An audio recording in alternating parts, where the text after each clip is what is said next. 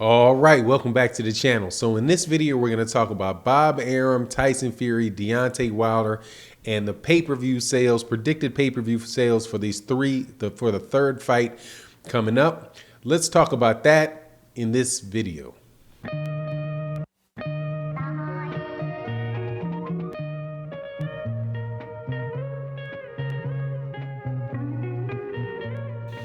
All right, welcome back, welcome back. Now, before I get into the subject matter of the video, though, please make sure to subscribe to the channel if you're not already subscribed. Share the videos and like the videos. It would be greatly appreciated. So, Bob Arum predicts that the Deontay Wilder and Tyson Fury fight is going to do over a million pay-per-view sales. And people in the boxing, certain people in the boxing media have taken really big issue with that.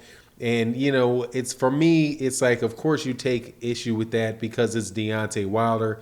And Deontay Wilder, honestly, I got to tell you, for a guy that for several years has done terrific numbers, you never hear people in the press talk about the fantastic numbers that he does.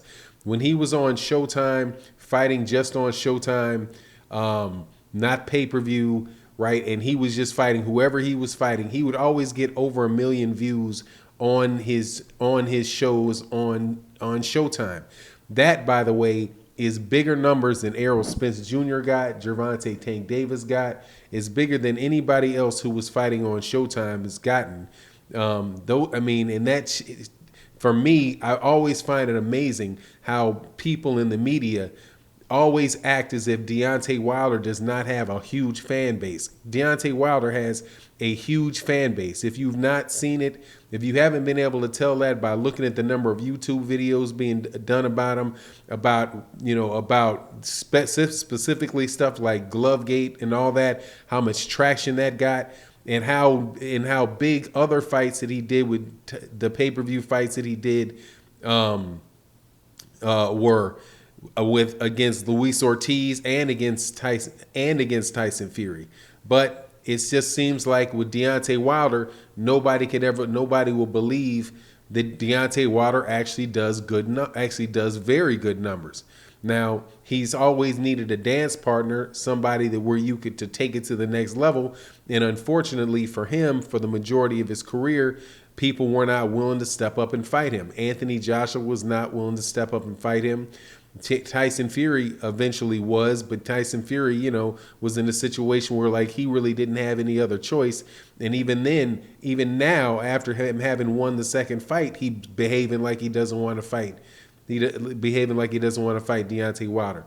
But anyway, so when Bob Arum, who I have to say before I talk about his point, when he says that this can do 1 million pay-per-views, I'm not sure whether it can do 1 million pay-per-views or not.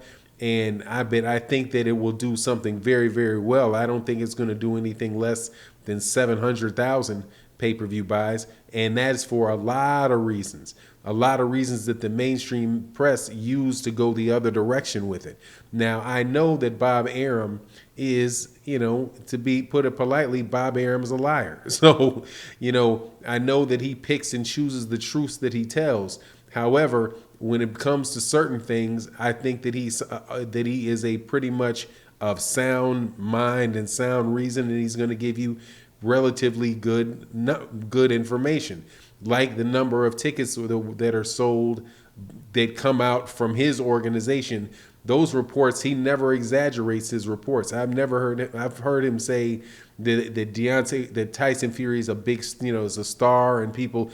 But when people say that they sold 3,500 tickets for a Tyson Fury event against Sefi Safiri, or against not Sefi Safiri, against Tom Schwartz or Otto Wallin, I never hear any big pushback coming on him unless he's coming with, and he really typically comes with statistics with it. So in this particular instance, I tend to believe that what he's saying is that Deontay Wilder, first of all, they said that the ticket sales were going towards 13 or 14 million. I've heard him say 13 once. I heard him say 14, but that it was on track to a sellout for 19 million. Now, I believe that the reason why this fight is going to sell very well is because, first of all, you do have two very big personalities in Deontay Wilder and Tyson Fury. Deontay Wilder, first of all, and that's another thing, just generally speaking about boxing, boxing is as good as the heavyweights are. And this is the first time in a long time, really, that we've had two people that were kind of boisterous, out there type of personalities in Deontay Wilder and Tyson Fury. And their last two fights were big. I can't remember what they said the pay-per-views were on the first, but it was something like 500,000, something like that. And then I don't recall what they said with for the second one was, but it was higher than the first one. And you could really get a sense because of how many people were watching that fight.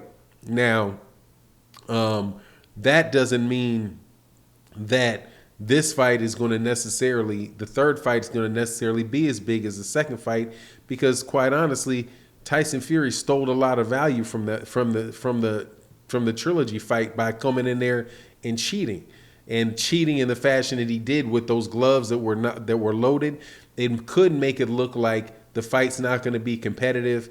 But it wouldn't be competitive because the last fight didn't look competitive. I'm of the mindset that, I say, why don't you promote the fact that many people think that Tyson Fury cheated, and then you may be able to offset the idea that this fight is not going to be competitive.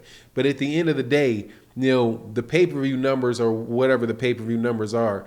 And because Deontay Wilder's attitude was he didn't care if the fight was on pay-per-view or not on pay-per-view.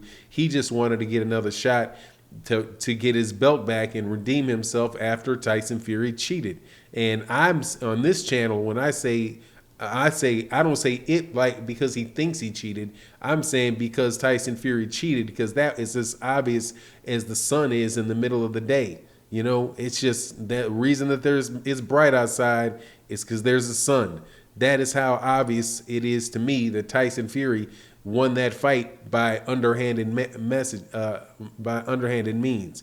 Now, the pay-per-views, though, when they actually get reported, nobody's going to ever know what the real pay-per-view numbers are because the networks don't report them. And then the competition that wants to make it look like their events are the biggest, the most important, always spread rumors that cut the numbers of pay-per-view buys in half. I remember one Errol Spence Jr. pay-per-view against Sean Porter or somebody. They cut his numbers down to saying that he sold like 25,000 pay-per-views. I mean, just some ridiculous numbers that they put out there to make people look bad. But we'll see what they say after this one. But one thing is for certain, the fight is going to happen provided Tyson Fury doesn't find a way out again. And that's just my take on the matter. You let me know what you think. And with that, I'm out. Peace.